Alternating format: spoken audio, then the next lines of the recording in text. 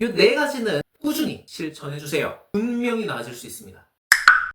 제가 약국에 있으면서 생각보다 정말 많이 듣는 말 중에 하나가 바로 요즘 잠을 통 못 자요 입니다. 지난주에도 제가 부모님 댁에 갔었는데요. 대뜸 저한테 하시는 말씀이 젊을 때 잠 많이 자더라.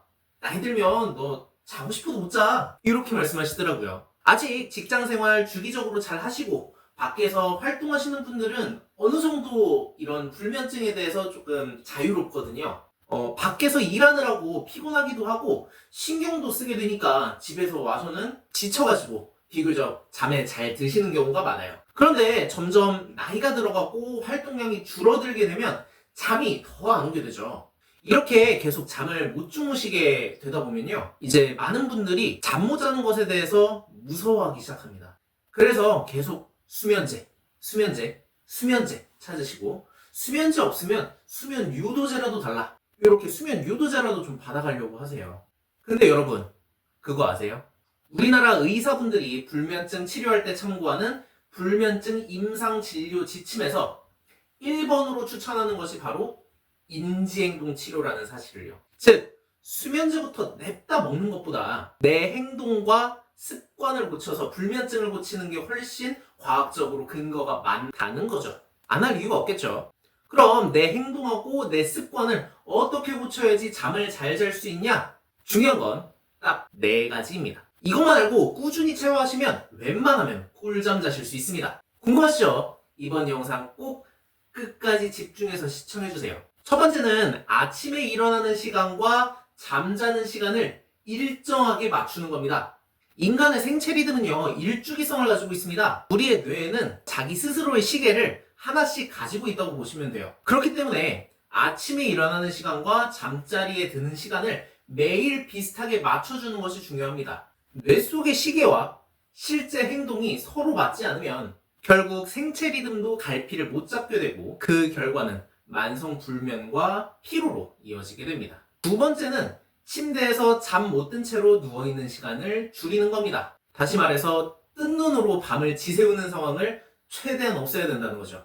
사람의 체질에 따라서 가장 컨디션이 좋은 1일 수면 시간이 있습니다. 서로 다 다른데요. 저의 경우에는 보통 밤 11시에 자서 아침 6시에 일어나는 1일 7시간을 자는 게 가장 효율이 좋은 편입니다. 이런 하루에 7시간을 자야 되는 사람이 내일 왠지 잠이 부족할 것 같아서 미리 밤 9시부터 누워있다가 11시에 잠이 드는 것보다 11시까지 밖에서 할 일을 하다가 졸리면 곧바로 침대에 누워서 바로 자는 편이 훨씬 좋다는 의미입니다. 즉, 침대에 누워서 말똥말똥 눈 뜨고 있는 시간을 최대한 줄여야 됩니다. 실제 병원에서 이 인지행동 치료를 할 때는 침대에 누워서 말똥말똥 눈 뜨고 있는 이 시간 있잖아요. 이 시간을 매주 15분에서 30분 정도를 줄여가는 것을 목표로 삼고 치료에 임한다고 합니다. 이것을 기준으로 내가 불면증이 좀 나아지고 있다, 나아지고 있지 않다, 이것을 판단해 보시면 좋겠죠. 이것의 연장선상으로 침대에서 잠자는 것 말고 다른 행동을 하는 것 역시도 좀 지양하실 필요가 있어요. 이를테면 휴대폰을 침대에서 누워서 보고 있다거나 침대에 누워서 책을 읽고 있다거나 TV를 본다거나 이런 행동들 말이죠. 차라리 책을 읽고 싶으시면 TV를 보고 싶으시면 거실에 나와서 독서를 하시고 거실에 나와서 TV를 보시다가 졸음이 오고 졸리면 그때 들어가서 주무시는 편이 100배 아니 1000배는 낫습니다. 세 번째는 바로 이완요법이에요. 만성 불면증을 앓고 있는 많은 분들은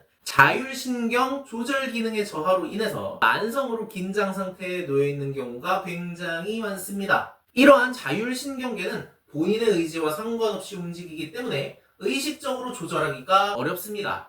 이러한 자율신경계에 속하는 것 중에서 거의 유일하게 내 의식을 가지고 조절할 수 있는 부분이 바로 호흡이에요. 그래서 심호흡 등을 통해서 의식적으로 숨을 느리게 쉬도록 해서 신경이 곤두서 있는 스트레스 상황에서 벗어나도록 유도하는 것이 중요합니다. 마지막 네 번째가 사실 가장 어려울 수 있는데요. 바로 잠자는 것에 대한 불안감, 잠자는 것에 대한 강박을 최대한 버리셔야 합니다. 제가 이 영상 처음에도 말씀드렸죠. 불면증이 심해지시고 잠을 잘 못 주무시는 게 반복되면은 잠을 못 주무시는 것에 대해서 굉장히 강박이 좀 심해지게 돼요. 그렇기 때문에 수면제에 점점 의존하게 되는 경우가 생깁니다. 특히 그 수면제 자체는 크게 중독성이나 의존성이 없음에도 불구하고 그것을 먹지 않으면 내 스스로가 잠을 못 잘까봐 두렵기 때문에 약을 먹는 이 행위 자체에 이제 습관이 드는 경우가 있어요. 이 경우를 저는 이때까지 약사 생활하면서 정말 수도 없이 많이 봤습니다. 이런 단계까지 가시기 전에 잠에 대한 강박은 무조건 떨치시는 게 불면증을 해결하는 데 있어서 굉장히 중요합니다. 앞서서 제가 말씀드렸던 습관들 있죠. 1번, 2번, 3번. 이 습관들을 교정해 보시고 이것을 따르면 자연히 내 수면의 질은 좋아질 거다. 내 수면 시간이 좀 더 늘어날 거다. 라는 믿음을 가지고 내 습관을 좀 조정해 주시면 좋겠습니다. 이때까지 말씀드린 내용을 정리하자면 첫 번째는 아침에 일어나는 시간과 밤잠 자는 시간을 일정하게 맞춰준다. 두 번째는 침대에 누워서 눈 뜨고 있는 시간은 최대한 줄인다.